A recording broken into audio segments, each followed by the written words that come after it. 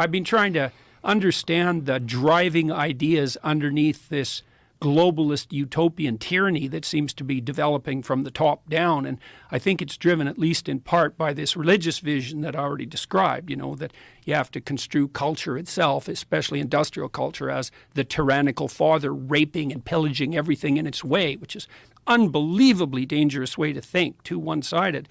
And the idea that you have to impose limits to growth on people in order to have a sustainable planet. And that's allied with a view that probably stems all the way back to people like Paul Ehrlich in the 1960s, who really believe,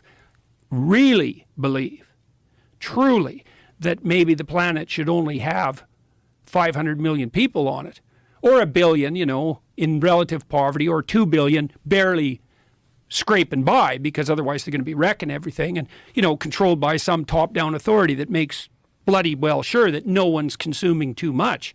And so when I look at ideas like that first assumption, the planet has too many people on it, it's like, I don't like to hear people say that, because when I hear that, I think, okay, buddy, who exactly are you thinking about getting rid of? Oh, well, it's not like that. It's like, yeah, it's like that. It has to be like that. It is absolutely like that. And so, it's easy to get all paranoid conspiracy theorist about the WEF, say, and maybe there's some utility in that. But, I don't think anybody's sitting at Davos going, well, we got to scrap 7 billion people. But if the underlying narrative is the one I just described, virginal planet, tyrannical patriarchy, and rapacious individual, and you believe, well, we're overpopulated, like Paul Ehrlich has believed since really literally the mid-1960s, then how is it not going to be that the policies that you craft stemming from that narrative are colored by the belief that there's far too many people? And like, I've really felt that I've been at war for the last 6 months.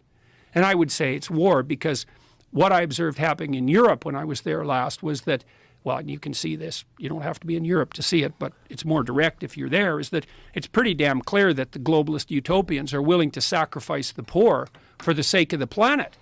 And they're doing that by cranking energy prices up through the roof, and that means that people die. Lomborg has estimated that maybe you have to turn your thermostat down by 3 degrees, right? Save the planet. We don't have enough energy. We'll pay you not to use your electricity between 5 and 6, which is what they're doing in the UK. You turn your damn thermostat down 3 degrees, that sounds like nothing. But if you're old, that radically increases the probability that you'll get a respiratory disease and die. And if the Europeans would have had a cold winter, and that could still happen, Lomborg estimated it'd wipe out 135,000 people. It's like, well, we're just making energy more expensive. It's like, what do you mean you're just doing that? So imagine the economic system. It's a pyramid. There's a bunch of people at the top. They have almost all the money. That's par for the course for any productive system. Any system that's productive ends up with a distribution like that. It's like a law of nature. And then you move farther down the pyramid till you get down to the bottom where most of the people are, and they're barely clinging on to the edge of reality, right? It doesn't take much of a crisis to tip them into death. And then you crank up energy prices. Well, what happens is you just take a bunch of those people at the bottom of the distribution, the poor that the left is so, hypothetically concerned with, and they're just done. They go from barely hanging on to not hanging on. And their kids go from having some ghost of a chance of opportunity to having none. And I could see this coming. You really saw it happening in Germany and the UK, where we have this absolute rat's nest of way more expensive energy.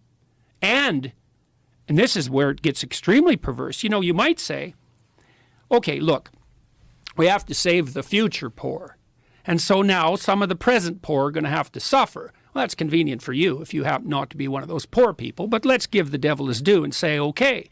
It's like, that'd be fine with me. Not really. That'd be fine with me if the consequence of your actions, raising energy prices, for example, actually produced an improvement in those things you wanted to improve. So, for example, energy is more expensive, but now the air is cleaner. But that isn't what's happened in Germany. Right. What's happened in Germany is energy is like 5 times as expensive, and the coal plants are back on. So it's like, even by your own criteria for success, you failed, and you did it at the expense of the poor. And, the World Bank estimated, I don't remember how many months ago, it's probably 9 months ago, that we're putting 350 million people on the brink of starvation because we're cranking energy prices up. And so for me, it's like that's 350 million people. That's 3 times as many as the communists killed, in their 6 decades of trying. And if your cure for the planet is, well, we got to put 350 million poor people in jeopardy just so that things are hypothetically better in 100 years, I think, yeah, I don't think so, buddy. And also, it's a little bit too convenient for me that your prescriptions to save the planet are accompanied by this insistence that the only way forward to that is to give you all the power. It's like there's a bit of a moral hazard in that, don't you think? It's like, I'm just saving the planet. Give me all the power. It's like, you want to save the planet, or do you want the power? And let's put the second one first, because the probability that you're a saint or the Messiah is pretty damn low. So that's the danger of the Davos crowd.